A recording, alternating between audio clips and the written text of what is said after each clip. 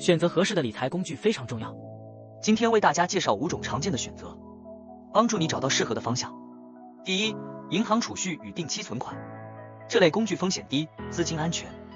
储蓄随时可取，定存提供稳定的利息，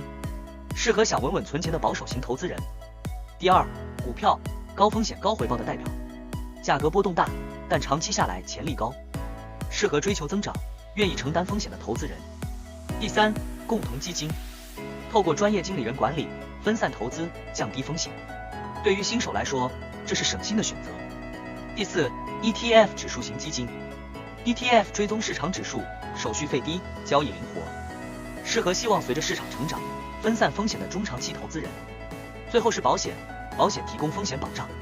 也能稳定资产，是兼顾保障和回报的好选择。这5种工具各有优缺点，选对组合可以帮助你稳步达成理财目标。